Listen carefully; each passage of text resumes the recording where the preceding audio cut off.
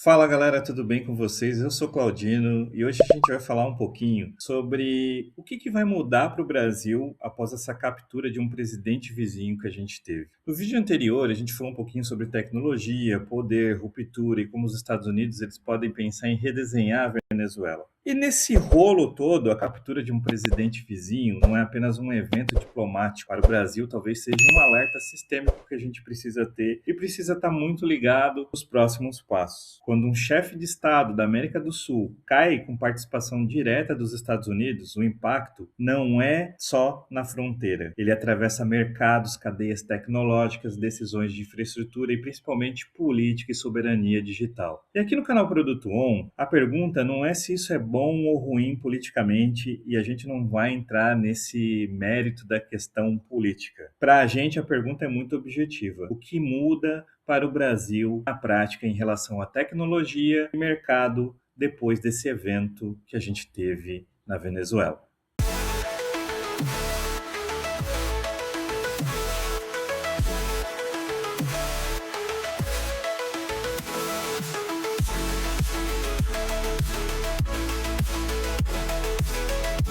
Para o Brasil, a captura de um presidente sul-americano como foi o do Maduro, com participação dos Estados Unidos, não é apenas um evento externo e a gente não pode ficar tratando isso dessa forma. Por quê? Ele rompe uma premissa histórica da política regional, de que crises políticas profundas seriam resolvidas exclusivamente por mecanismos internos ou multilaterais latino-americanos. Traduzindo, os presidentes se conversam, se entendem para resolver os problemas. Mas quando essa premissa cai, o Brasil ele precisa recalibrar a sua estratégia como potência regional intermediária. No caso tecnológico, isso se traduz em uma mudança clara de postura. Tecnologia ela deixa de ser tratada apenas como um vetor de desenvolvimento econômico e ela passa a ser entendida como uma infraestrutura de soberania nacional. E essa mudança não acontece no discurso público, mas ela vai acontecer nos bastidores do Estado. A primeira consequência prática vai ser o fortalecimento da agenda de infraestrutura crítica. E aqui eu estou falando de telecomunicações e energia, sistemas financeiros, satélites e data centers, que passam a ser avaliados sobre lógica de risco e geopolítica. Não se discute apenas eficiência ou custo, mas a dependência e controle. Hoje, Venezuela e Brasil têm a questão da internet e dos cabos que passam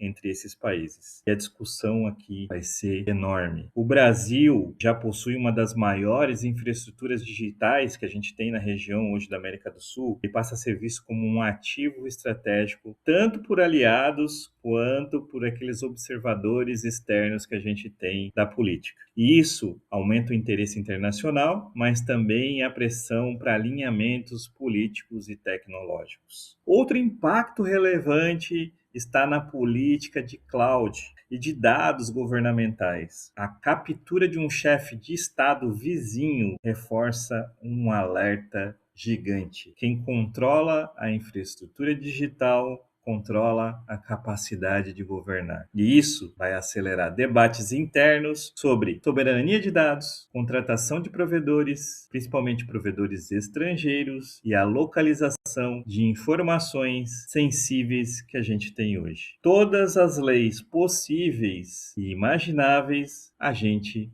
vai precisar voltar a discutir.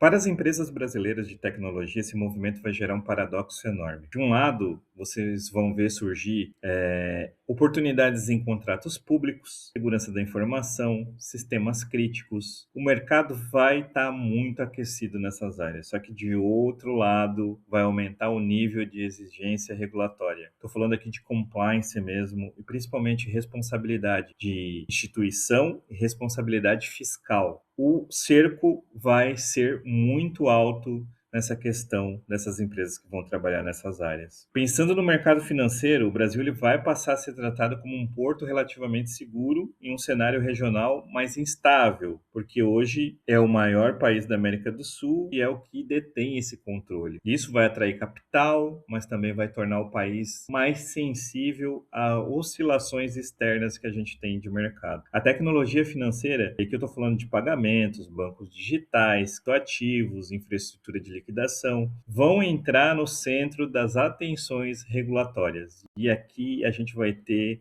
um controle muito maior. O Banco Central, que controla tudo isso, que é o órgão regulador, ele vai passar a olhar com mais rigor para esses riscos sistêmicos tecnológicos. E aqui eu estou falando de falhas, ataques ou dependências externas. Elas vão deixar de ser apenas problemas técnicos e vão passar a ser tratados como riscos macroeconômicos. Outro ponto que talvez vão ser pouco discutidos é o impacto sobre a indústria de defesa e cibersegurança. A captura de um presidente, principalmente muito próximo a gente, deixa claro que conflitos modernos envolvem informação, vigilância, inteligência, controles de sistemas. Vocês podem notar como foi fácil para os Estados Unidos entrar na Venezuela e fazer o que fez. E isso deixa muito claro, se a gente não tiver um sistema de informação inteligente, uma vigilância inteligente, a gente vai ficar para trás. E o Brasil, historicamente, é muito cauteloso nessa área, porque ele vai precisar, sim, pensar em acelerar investimentos em defesa cibernética e principalmente monitoramento digital, coisa que aqui a gente ainda está no nosso marco zero. Dificilmente a gente está investindo nisso hoje. E olha o que a Venezuela passou e a gente precisa começar a pensar em proteger a nossa segurança. E isso vai abrir um espaço para empresas nacionais, universidades, centros de pesquisa, mas também para parcerias estratégicas internacionais. Mais uma vez, a tecnologia ela vai virar um instrumento de política externa. No campo energético, o Brasil precisa revisar a sua posição regional. Uma Venezuela em processo de reengenharia institucional muda o equilíbrio energético da América do Sul. E aqui eu estou falando de petróleo, gás, logística e tecnologia industrial, que lá eles são muito fortes. Passam a ser reorganizados sobre uma nova lógica. Como que vai ficar tudo isso no Brasil? Como que o Brasil vai lidar com o seu petróleo, com o seu gás, com a sua logística e principalmente com a sua tecnologia industrial? Para o Brasil, isso pode significar oportunidades de integração, sim, mas também uma competição direta. E aqui eu estou falando da Petrobras, que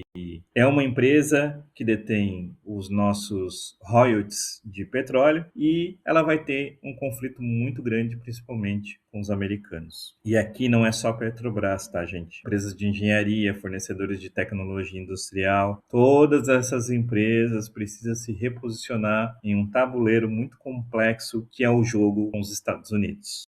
No mercado de trabalho, o impacto ele vai ser silencioso, mas real. A gente já tem muitos venezuelanos vindo para o Brasil para poder trabalhar em inúmeras áreas. E essa instabilidade regional vai aumentar demais esses fluxos migratórios qualificados. E eu estou falando de profissionais de tecnologias que buscam outro país com uma maior previsibilidade institucional. E aí vai ter um conflito muito grande com o mercado brasileiro, porque a gente já tem um mercado escasso e aí a gente vai ter mais profissionais aqui no mercado buscando seu espaço. O Brasil, ele se torna um polo de atração. Isso é muito claro, que aumenta a oferta de talento, mas também vai exigir políticas públicas de integração e qualificação. E isso a gente está muito longe. Esse controle está muito distante e o Brasil não dá bola para isso. Do ponto de vista político institucional, o Brasil ele assume um papel ainda mais delicado como mediador regional, principalmente aqui na América do Sul, que é aonde ele domina. Essa medição não é apenas diplomática, ela vai exigir capacidade técnica, inteligência de dados e leitura estratégica de cenários. E aí, a gente está falando no ano de 2026 que a gente vai ter uma eleição. E se a gente não pensar nisso, em quem colocar lá dentro para que trabalhe isso no futuro do nosso país, a gente vai ter um grande problema. Países que não dominam tecnologia passam a reagir aos eventos. E aí a gente fica na mão dos outros países. Porque países que dominam a tecnologia, eles conseguem antecipar as coisas, eles conseguem estar à frente nos processos. O maior impacto, porém, ele é conceitual. A captura de um presidente vizinho força nós brasileiros a encarar uma realidade muito desconfortável. Neutralidade tecnológica não existe. Escolhas de infraestrutura, parceiros, padrões técnicos são inevitavelmente escolhas políticas. Ignorar isso não protege soberania nenhuma, apenas vai terceirizar. Por isso que eu volto a dizer, por mais que eu não queira falar em política, a gente precisa pensar muito na nossa eleição de 2026, quem colocar lá dentro para cuidar de tudo isso. Independente se é a direita, se é a esquerda que vai ganhar nas eleições de 2026, a gente precisa ter um controle muito maior dos processos de tecnologia dentro do nosso país. Afinal, a gente vai ter uma Venezuela talvez dominada por um império americano. E isso a gente precisa ou decidir se a gente vai estar próximo a eles ou se a gente vai estar distante a eles. Eu, na minha visão, eu acho que a gente deveria estar próximo aos Estados Unidos, que hoje é a maior potência tecnológica do mundo. Mas a gente sabe que a decisão não é de uma pessoa, a decisão é de um povo. E o que o povo decidir vai levar a gente para um futuro tecnológico melhor ou para um futuro tecnológico muito ruim no nosso país.